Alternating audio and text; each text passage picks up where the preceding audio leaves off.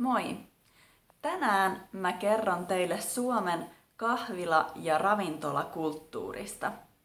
Joillekin nämä asiat saattaa tuntua ihan itsestään selviltä, mutta mä tiedän, että joissakin maissa on ihan erilainen käytäntö ja joka tapauksessa te saatte tästä hyvää sanastoa.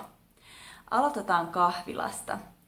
Eli Suomessa kahviloissa vietetään aikaa, eli se ei ole vain espresso ja ulos ovesta.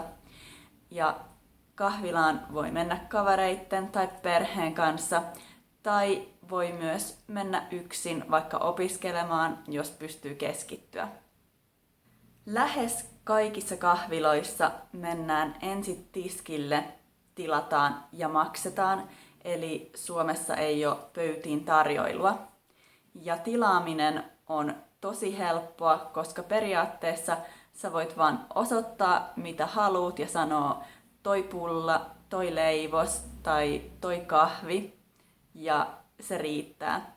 Mutta koska me ei tietenkään haluta olla epäkohteliaita, on hyvä sanoa moi, mä ottaisin korvapuustin ja yhden kahvin, jolloin sä saat itse kaataa kahvin kannusta.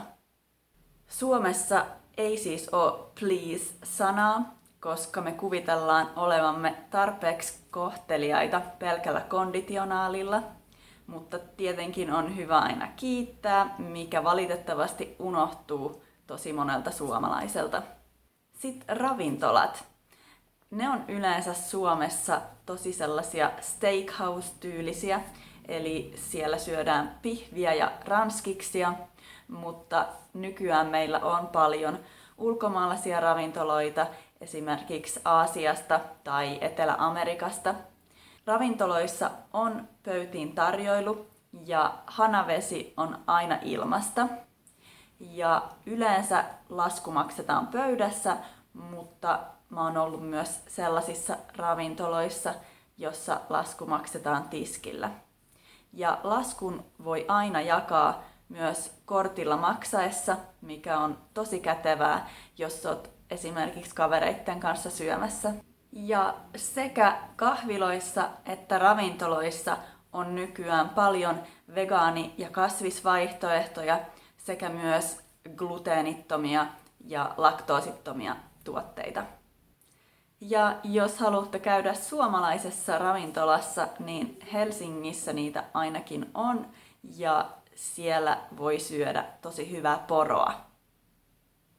Ei muuta siis tällä kertaa. Moikka!